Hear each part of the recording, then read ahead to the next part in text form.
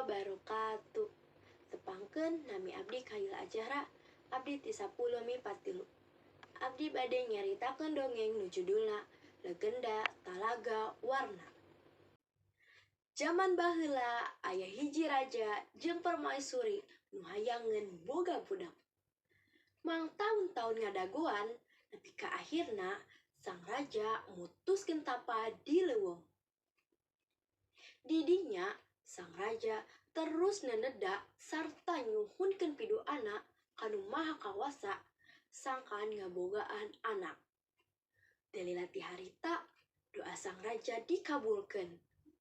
Permaisuri hamil sarta ngababarkeun hiji orok awewe nu geulis kacida. Raja jeung permaisuri bungah pisan.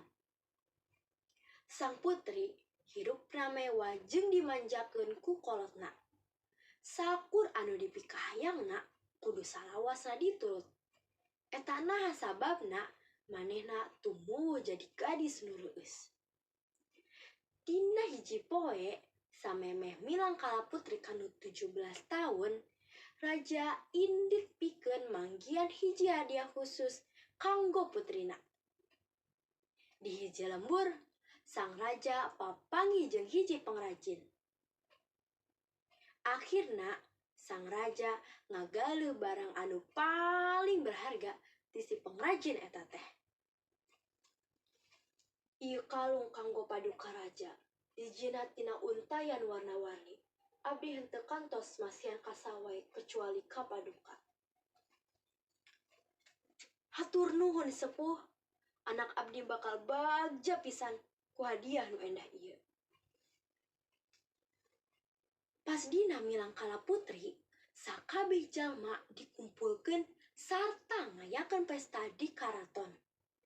Raja jeung permaisuri parantos nyiapkeun kado tina kalung permata warna-warni. Putri tingali ieu geulis kan pasti ancen resep. Raja nyiapkeun kalung kana beung putrina. Teu disangka-sangka sang putri nolak make eta kalung. "Ih kalung naon, Pak? Awon pisan," saur putri. Raja jeung permaisuri kacida luasna. "Henteu, Pak, abdi henteu resep kalung ieu. Ieu awon sareng katingalina murah."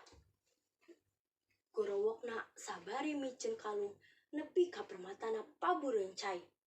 Raja jeung permaisuri kacida sedihna. Sakedapan permaisuri ngaleos. Lalaunan ceurik permaisuri beuki ngagebeg. Sakabeh jalma anu hadir oge careurik. Aranjeunna sedih sareng kuciwa ningali kalakuan putri anu dipika cinta. Teu disangka-sangka cimata nu ngacrakana lantai robah jadi aliran cai. Cai nyeuseum permata nu pabureun cai ngabentuk talaga.